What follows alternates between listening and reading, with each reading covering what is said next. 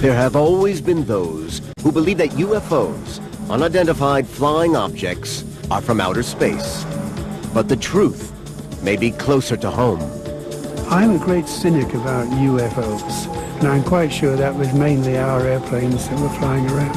For over 60 years, in top-secret research bases around the world, flying saucers have been designed, built, and flown. Secreted away from the rest of the main company is a place where they're building flying saucers. Some even claim to have seen them. There was no mistaking what they were. They were flying saucers. This is the secret history of attempts to harness the technology of the flying saucer to produce the ultimate military plane. These are the real UFOs.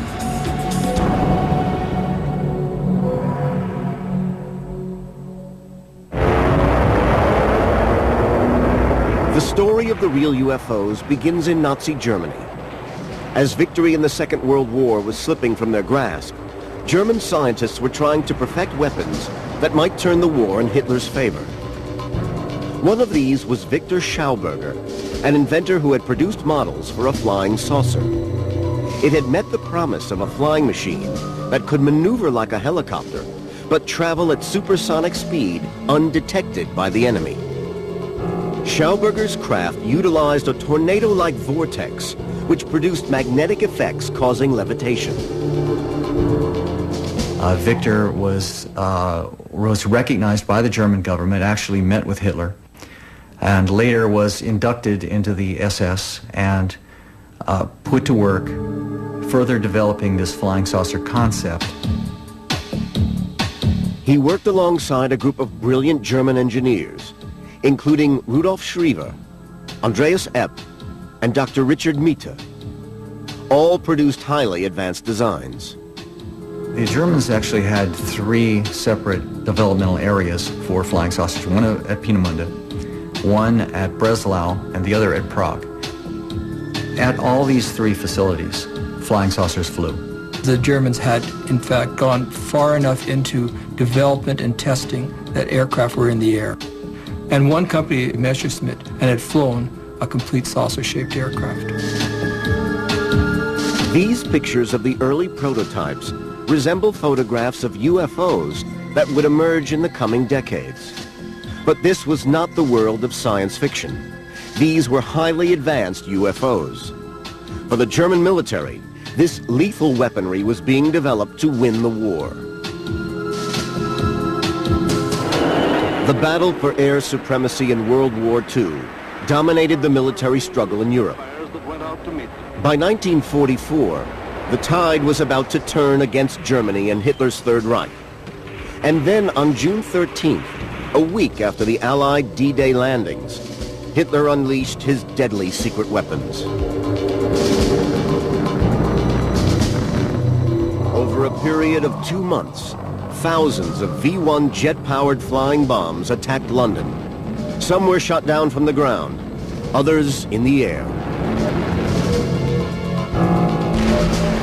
This deadly development in warfare technology was to start a whole new era of military aviation history. The use of flying saucer technology to produce even more efficient killing machines was to be the culmination of this research. During the Nazi period, we had a flowering of new thought, of scientific thought, of technological development. These scientists were freed up to do a lot of work. They developed science in every field that is relevant in our lives today, and as a matter of fact, we're still living off that carcass. But there was nothing new about the basic principles of rocket science. Since the 1920s and 30s, there had been an explosion of innocent enthusiasts experimenting with rocket propulsion across Europe and America. But what the Nazis were doing was anything but innocent.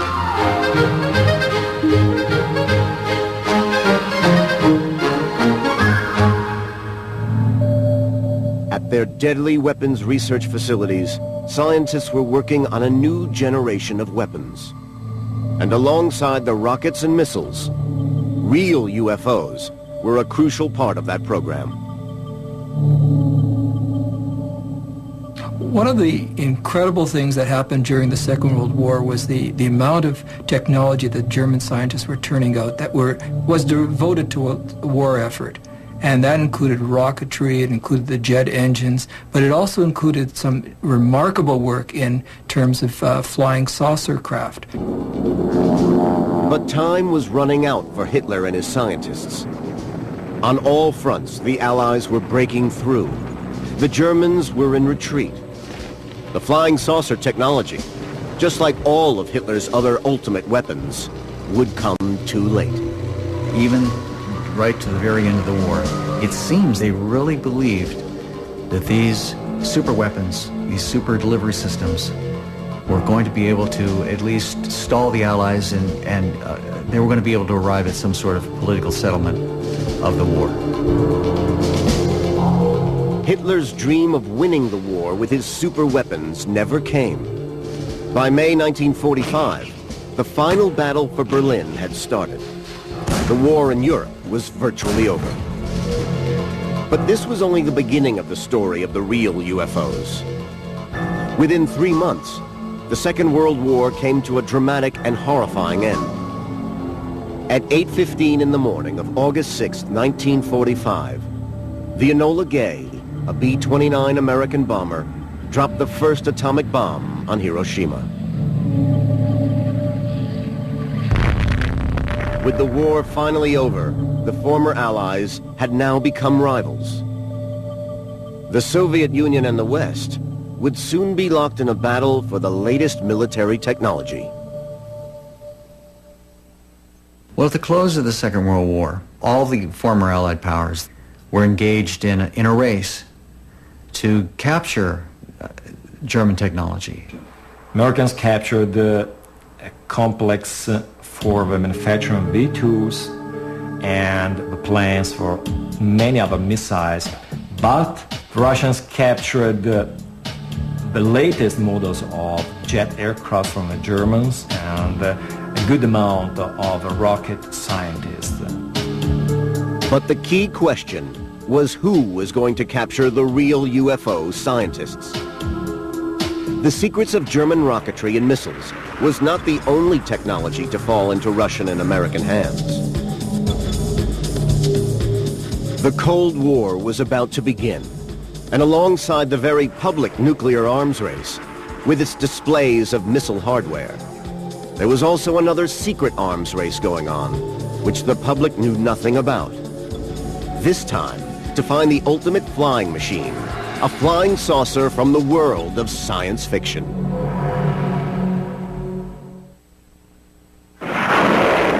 During the Second World War, there was a major technological revolution in jet propulsion, atomic physics, and real UFOs, flying saucer technology.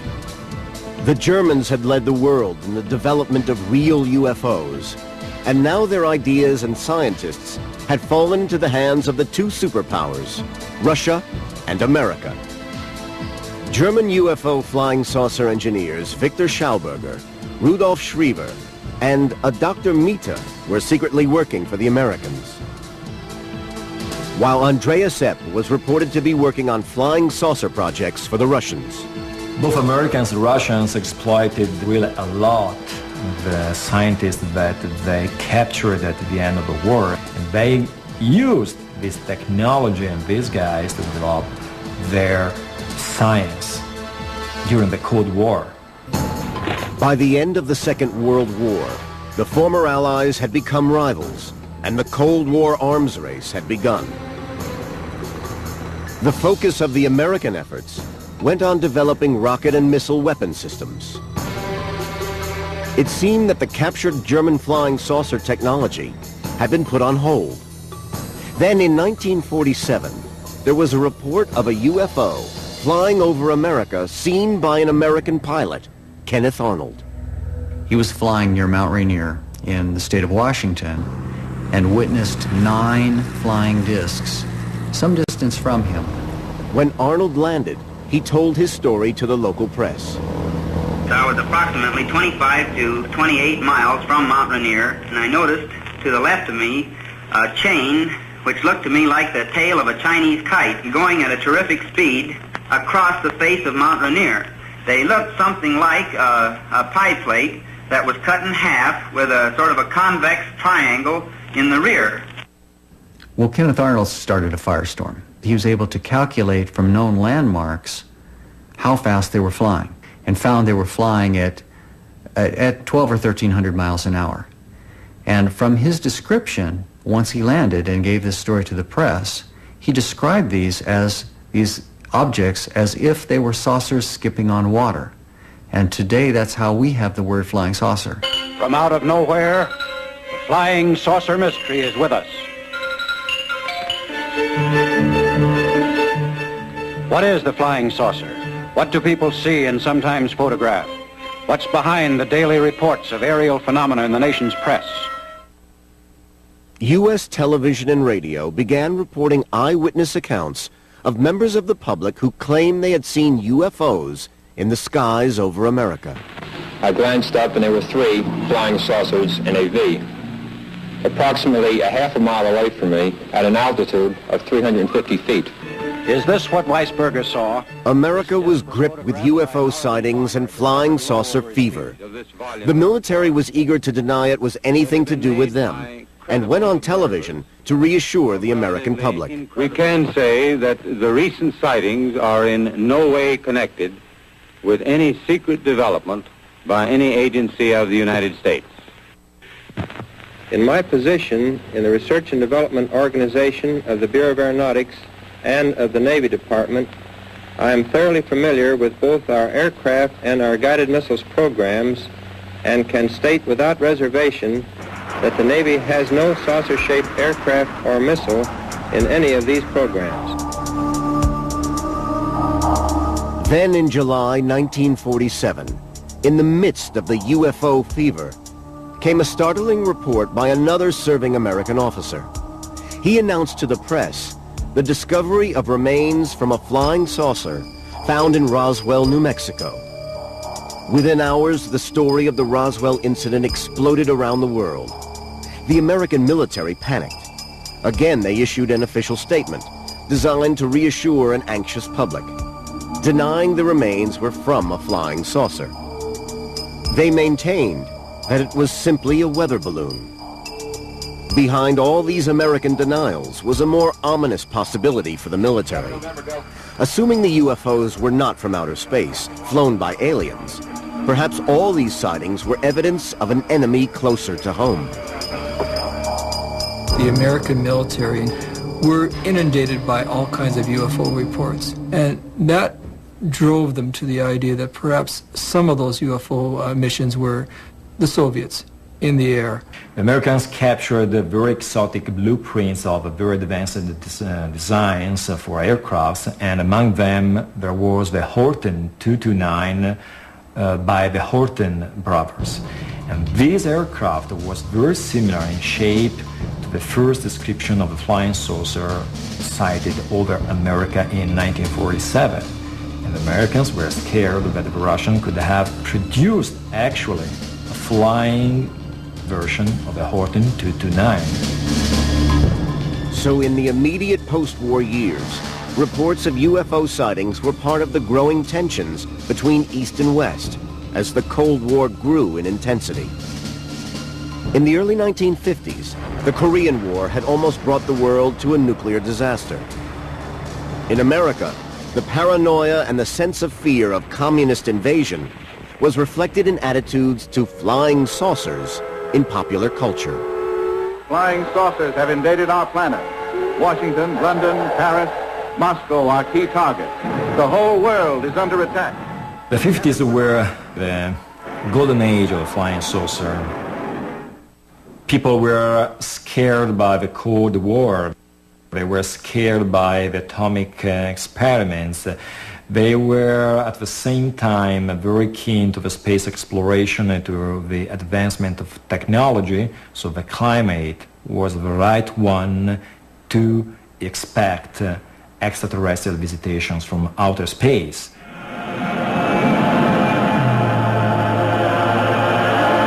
Gee whiz! Invaders from Mars. He saw them land from outer space. He saw them capture innocent people only to destroy. But for the American military, the continued rumors and speculation was ideal camouflage for the real UFOs. All over the deserts of America were sites like Area 51, White Sands, and Los Alamos, where alongside missile tests and space programs, there were hundreds of other mysterious top-secret projects.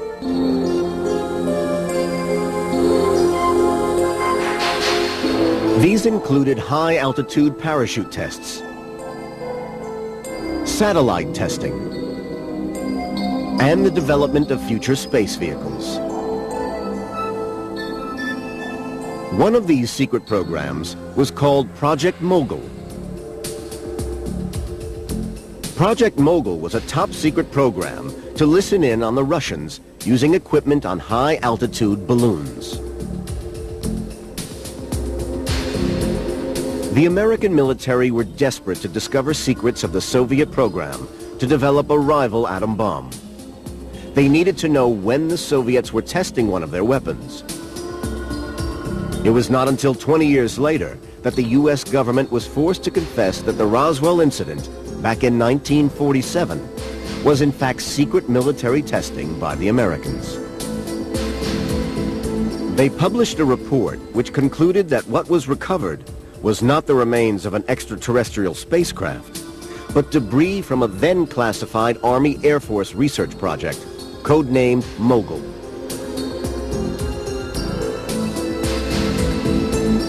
But there was good reason for the Americans to be frightened of the Russians. The experience of the Korean War and the startling appearance of the MiG fighter had proved how advanced Russian military technology had become. America needed to catch up, and catch up fast. Could a supersonic flying saucer be the answer? In the 1950s, the race was on to build the ultimate weapon, a radar-invisible supersonic aircraft. What was needed was from the realms of science fiction. The U.S. Air Force, in fact, wanted a new fighter interceptor, something that no Soviet aircraft would look like, a completely new airplane, one that could fly faster and higher than anything else in the air at the time.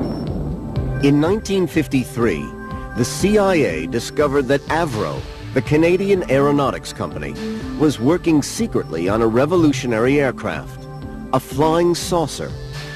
This was the brainchild of a visionary British aeronautical engineer. The genius behind the Flying Saucer project was John Frost.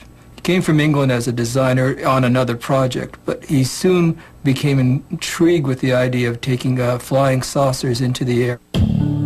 John Frost had been responsible for one of aviation's most innovative developments, the swept-wing tailless fighter.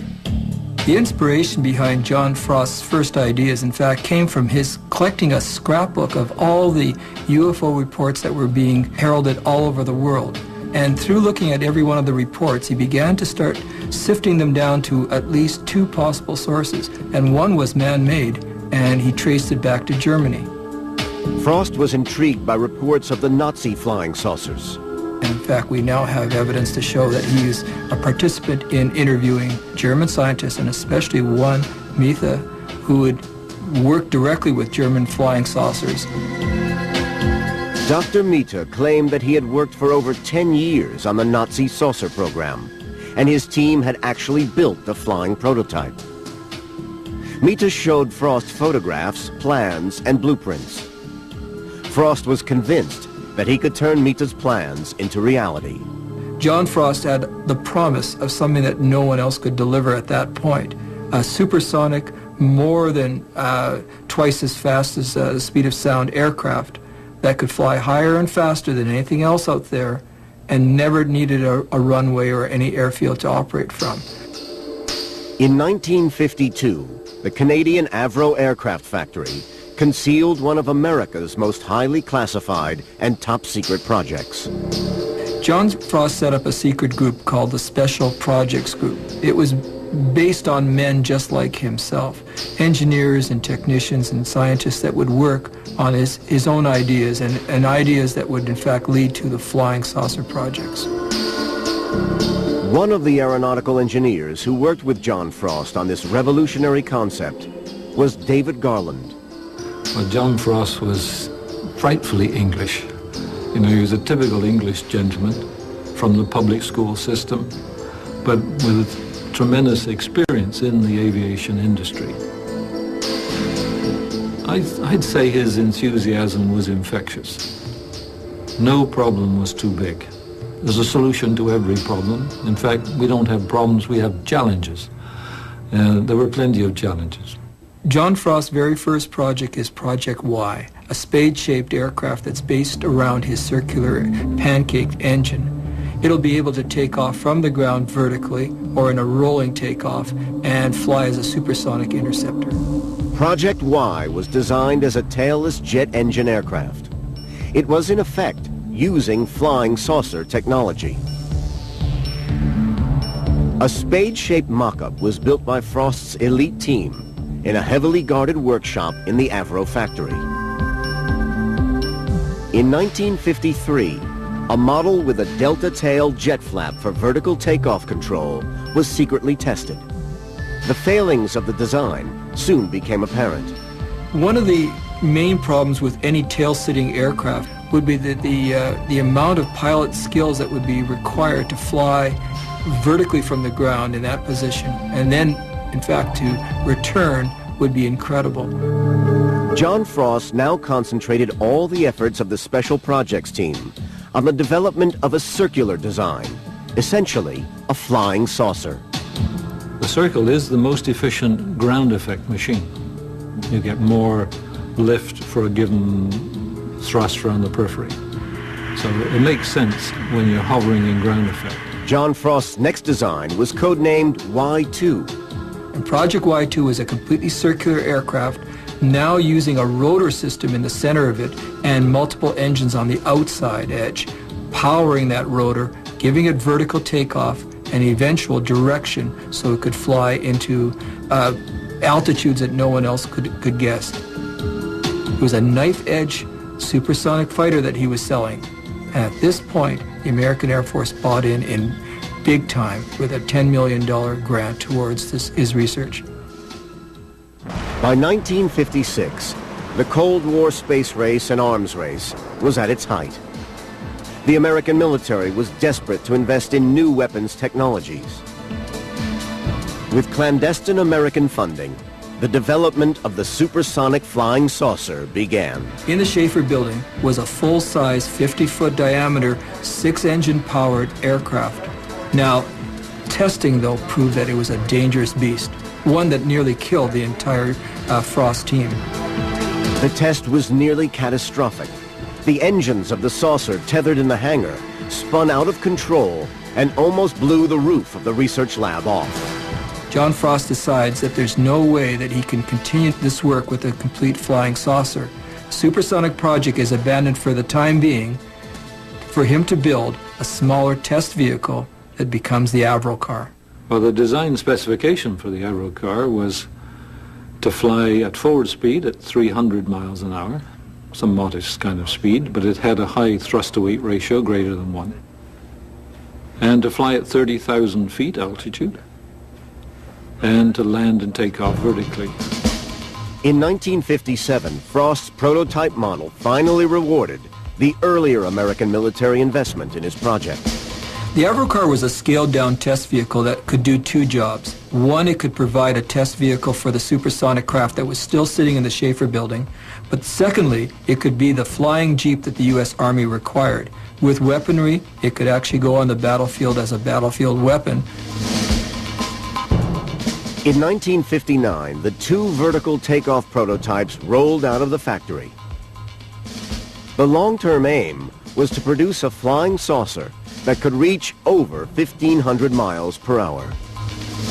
It did fly along the runways, de-icing the runways quite nicely, blowing ice and snow around.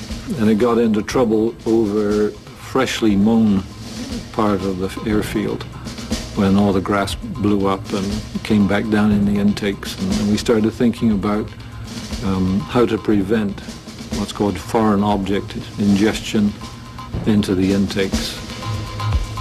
The flying saucer flew several test flights, but its shape meant that it was incredibly difficult to steer. It was a maze of challenges, and the biggest challenge that the concept faced was the pitch instability, the aerodynamic center being so far forward of the center of gravity. It's not a good recipe for a happy flight. So the vertical takeoff and hover principle was working.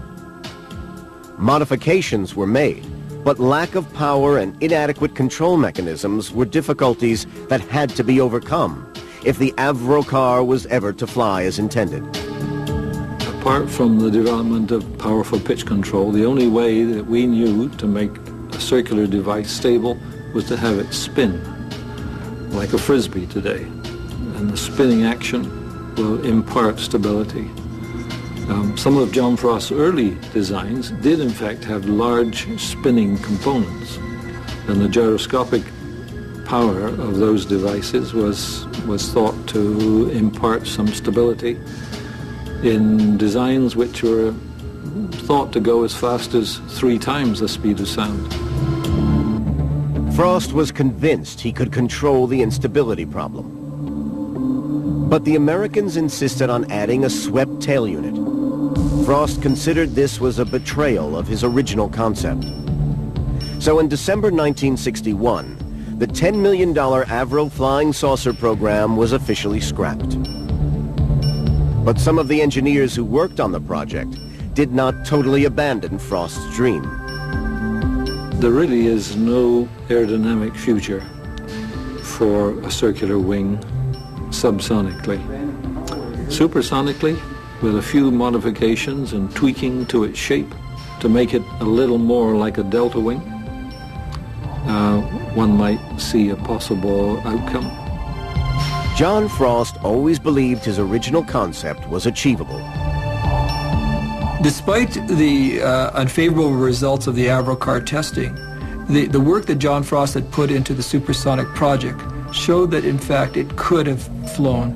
And unfortunately, with the money eventually simply stopping, the company shut down the entire project. All the technology went back to the United States, who is the real owners now at that point. The highly classified flying saucer technology went to America. But were these apparent public failures covering up a more covert flying saucer project that later, indeed, would work? This is Jack Pickett. 40 years ago, he was a publisher of U.S. military magazines. He even had positive security clearance. On a visit to MacDill Air Force Base in Florida, he was convinced he saw real American Air Force flying saucers. There was no mistaking what they were. They were flying saucers. There was 4 of them parked in a row down at that restricted area of the base, and they ranged in size from 20 feet across to about 45 feet to, say, 70 feet, and then the biggest one was 119 feet across. Perfect circles. Jack Pickett had been invited to the Air Force Base to write an article on the recently decommissioned aircraft. Pickett was even shown some remarkable photographs of the aircraft in the hangar. He showed me photographs of many of these aircraft in flight, in formation. He showed me photographs of them with jet escorts, regular type escorts, flying with them. Military researcher Michael Schratt has been investigating the Pickett story for the last 10 years. This one was 119 feet across. Schratt has worked closely with Pickett to produce a series of photo reconstructions of the experimental aircraft which Pickett saw.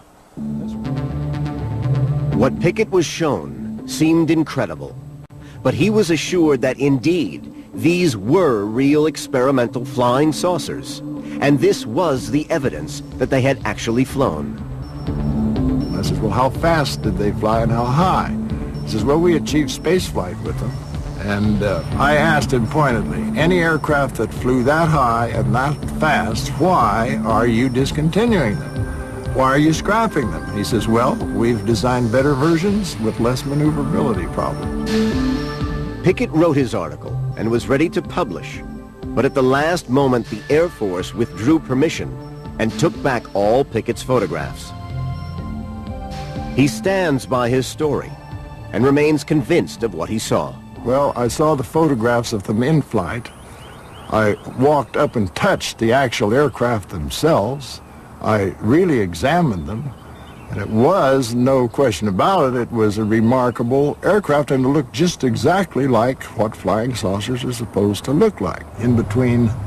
Michael Schrad is convinced by all the evidence that indeed Jack Pickett's story is true. I believe that these were the original, true, authentic articles because I've spoken to Jack for over 4 years now. He's remained consistent throughout, never changed his story. The aircraft that Jack kicked the tires on were capable of 15,500 miles per hour, and I think that's one of the reasons why it's still classified to this day. Pickett's claims came against a background of heightened Cold War tensions. At the beginning of the 1960s, American U-2 pilot Francis Gary Powers was shot down on a spy mission over the Soviet Union. In Europe, the Soviets had built the Berlin Wall, dividing east from west. And with the Cuban Missile Crisis, the world had come closer than ever before to nuclear catastrophe. This could be the beginning of the end for the... As in the 1950s, popular culture reflected the fear and paranoia of the times. And again, it latched on to the threat from outer space. The nations of the world mobilized their armed might, rushing to defend the Earth against the unknown weapons of the super race from the Red Planet. There was suddenly a wave of UFO sightings. We jumped out of the car and stood by the side of the road just as this thing passed over our heads, barely above the treetops. It was hovering over the house and it was moving side to side directly over this house. And as far as what it was, I wouldn't have the slightest idea.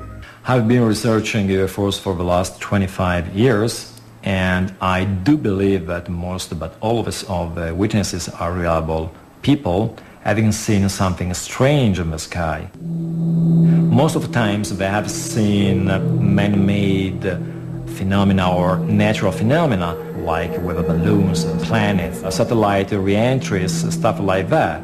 But there is actually a small but significant percentage of sightings that cannot find any explanation at this time. But there was one explanation for these mysterious UFO sightings, and it didn't involve extraterrestrial creatures.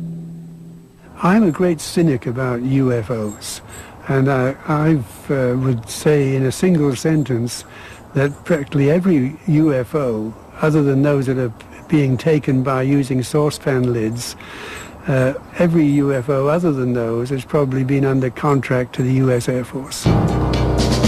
In the 1960s, Alan Brown was working at the Lockheed Secret Experimental Skunk Works in the Nevada desert. It was a time when both Russia and America were afraid of each other's nuclear strike capabilities. The Russians relied heavily on satellite technology to spy on the United States. The Americans invested mainly on manned surveillance aircraft.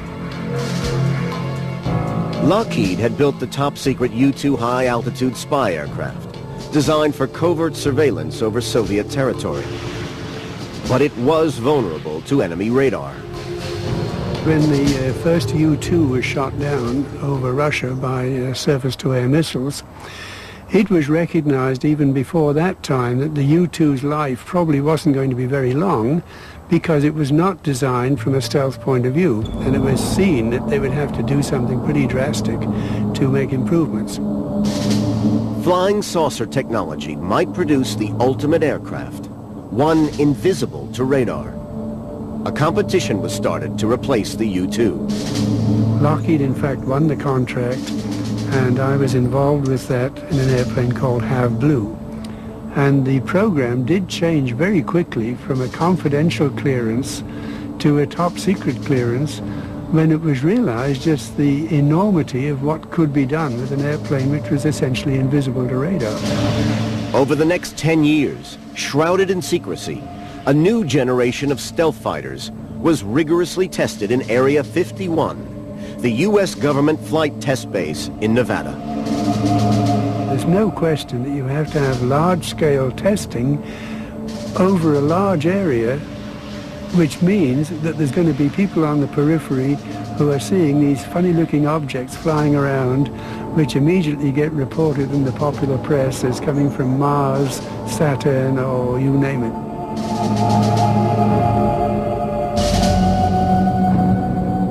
So Jack Pickett's story might be true.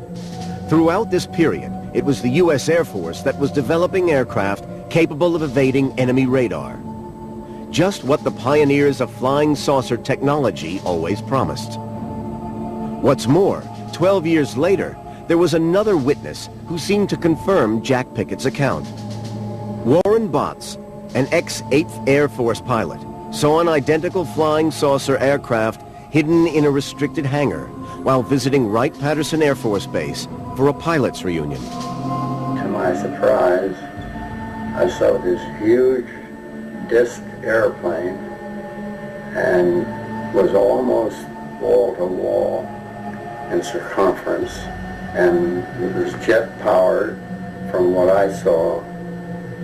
I started to walk over to look at it, not thinking anything about it, and an armed guard, stopped me and told me I'm not allowed to be in there. So I left, but I did see a large circular airplane in there. Michael Schratt now had personal testimony from a second witness of the highly classified flying saucer. He briefly described the exact same aircraft that Jack Pickett had seen it, and described other features that Jack didn't describe. And so when I put these two men together, then I knew I was dealing with a real subject. Despite much skepticism, Warren Botts, like Pickett, remains convinced. People that I spoke to since that time said it never existed, which I think they're wrong, because I know what I saw. I believe that we do have flying saucers. They did exist, and they do exist now. What both men had seen was remarkably similar to the final John Frost Aerocar design, which the American military had reported as abandoned. Many believe that far from being abandoned, research into flying saucer technology had continued. I think it's definitely being experimented today, because not only can get to your enemy completely unannounced, but you have radar invisibility, you've got the acoustic invisibility, no runways necessary, you have the potential to fly outside our atmosphere into space, and that is the holy grail that the U.S. Air Force always had wanted from the beginning. There still remains much classified material on the development of flying saucer technology. But by the end of the century, American scientists and engineers had fulfilled many of the hopes and dreams of flying saucers. A fighting machine that could travel at supersonic speed, undetected by radar, based not on a circular disc, but a pyramid.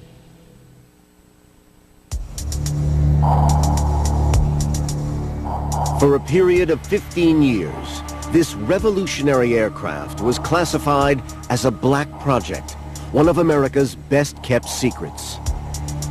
This was the ultimate real UFO, a supersonic strike aircraft, which flew like a jet, but with stealth unseen by radar. In 1988, the Americans decided to reveal it to the world. There's an interesting aspect to the reason why the F-117 was exposed to the public at the end of 1988. The airplanes had been restrained to only flying at night. So the pilots are stuck into this airplane on a totally dark airfield in the middle of Nevada. And we, in fact, did finish up losing a couple of pilots by just purely being disoriented in night flying. At that point, the Air Force decided it had better start flying during the day, and if it was going to do that, it was going to give some indication of what was flying, so we weren't going to get a whole raft of more UFO reports.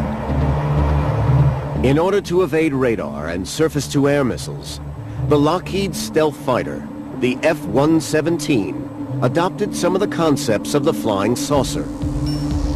Principally, the idea of the shape of the aircraft determined its visibility to enemy radar. We got a radar cross-section that was substantially better than anybody ever expected.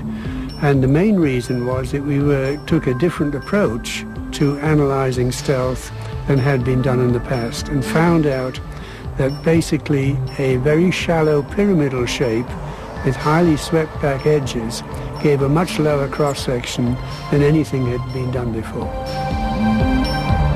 Within 1 year of the stealth fighter being declassified, the Soviet Empire began to disintegrate. On November the 9th, 1989, with the collapse of the Berlin Wall, the borders between East and West Germany were open. The Cold War effectively had come to an end. But it wasn't long before the stealth fighter saw its first combat, spearheading the assault against a new enemy in the Iraq War. Its invisibility to radar, combined with precision bombing, shocked the world. We could go in there, drop the bombs exactly at the altitude we wanted to with enormous precision, and take out exactly the targets we needed without being seen. And the whole of the Gulf War in the 1991 period was conducted where we had thousands of sorties and we didn't even get a scratch on one of our airplanes. The unique abilities of the stealth fighter were demonstrated in the Gulf War, but there remained one basic failing. It had to be designed around the needs of a pilot. Future fighting machines are going to be pilotless. I think the cost, politically and morally, of losing highly trained crew these days seems to point in the direction of UAVs, unmanned aerial vehicles. There is nothing new about the concept of pilotless aircraft. From the early days of flight, many have experimented with the idea. Some with a degree of success. The development of unmanned spaceflight has opened up future aviation possibilities. The biggest issue in the future is certainly unmanned aircraft. And we can also go down to miniaturized airplanes, which are the order of 6 inches in diameter, and fly those into buildings. And in fact, the whole scope of what can be done in the future is just enormous. It's mind-boggling. The future is, perhaps, in this new generation of flying machines. The latest Sikorsky Aerobot is capable of high-speed hovering, vertical takeoff, and landing. But these vehicles seem a long way from the dreams of Hitler's flying saucer engineers. Machines on the edge of science fiction, capable of phenomenal supersonic speed. Perhaps the science of flying saucers was never a reality. As long as you stay close to the ground, you've got yourself an efficient lifting device. It does not make an efficient wing in free air at all. It's just not an efficient shape. And only flying saucers from outer space have been able to do anything with it. And I think they're probably just a figment of the imagination. Others insist not only that the dream of flying saucer technology is possible, but that concealed from us all, it has already been achieved. I think that this is the biggest secret that the U.S. Air Force has, and I believe it's high time that the facts about the U.S. Air Force jet-powered flying wing disc program be declassified. There's absolutely no threat to the national security, and it's time that this bird come into the light. Some of the latest inventions are now in the public domain, but a great many remain secret, fueling more speculation over UFO sightings across our skies. The dream of the ultimate flying machine is still unfulfilled. passengers now in the position of the Oscar. Okay, well, let's see what's friendly anyway, okay? Two of them, and they stated that they Oh my God, I hope that's a plane. Oh, Jesus, please be a plane. What the hell was that? Midway across the Pacific with circular disc. I could have hit it with a brick. In our history, the first time we're studying something that's studying us. Something fired a beam of light, doing a circle, you can imagine, circling our warhead. Fired another destructive warhead.